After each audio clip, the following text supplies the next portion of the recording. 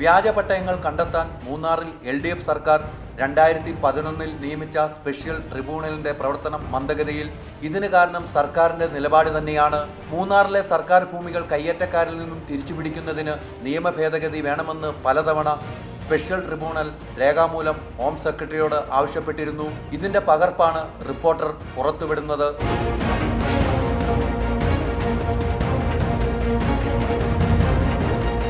കഴിഞ്ഞ ദിവസം റിപ്പോർട്ടർ നടത്തിയ അന്വേഷണത്തിൽ റിട്ടയർഡ് ജഡ്ജിയും ട്രിബ്യൂണൽ അംഗവുമായ NK വിജയൻ റിപ്പോർട്ടറിന്റെ ഒളിക്യാമറയിൽ ഇക്കാര്യം വെളിപ്പെടുത്തിയിരുന്നു. നിയമ ഭേദഗതി ആവശ്യപ്പെടുന്നത് കയ്യേറ്റ ഭൂമി തിരിച്ചുപിടിക്കുമ്പോൾ കോടതികളെ സമീപിച്ച് അനുകൂല വിധി സമ്പാദിക്കുന്ന കയ്യേറ്റക്കാരുടെ നിലപാടുകൾ ഇല്ലാതാക്കുന്നതിനു വേണ്ടിയാണ്. എന്നാൽ സർക്കാരിന്റെ ഭൂമി സംരക്ഷിക്കുവാൻ തയ്യാറാകാതെ കയ്യേറ്റക്കാർക്ക് കൂട്ടുനിൽക്കുന്ന പ്രവണതയാണ് സർക്കാർ തലത്തിൽ സ്വീകരിക്കുന്നു എന്നതിന്റെ തെളിവാണിത്. മൂന്നാറിൽ സ്ഥാപിച്ച സ്പെഷ്യൽ ട്രിബ്യൂണലിന്റെ പ്രവർത്തനം അവതാളത്തിലാകാൻ കാരണം സർക്കാർ തന്നെ. ഇതിന്റെ മുഖ്യ കാരണം നിയമങ്ങൾ തന്നെ. നിയമ ഭേദഗതി ആവശ്യപ്പെട്ട് പലതവണ സർക്കാരിനെ സമീപിച്ചെങ്കിലും ഇന്ന് വരെ നിയമ ഭേദഗതി നടത്തുവാൻ സർക്കാർ തയ്യാറായിട്ടില്ല എന്നതാണ് സത്യം. ഇത് തന്നെയാണ് കയ്യേറ്റക്കാർക്കൊപ്പം സർക്കാർ നിൽക്കുന്നു എന്നതിൻ്റെ സൂചന.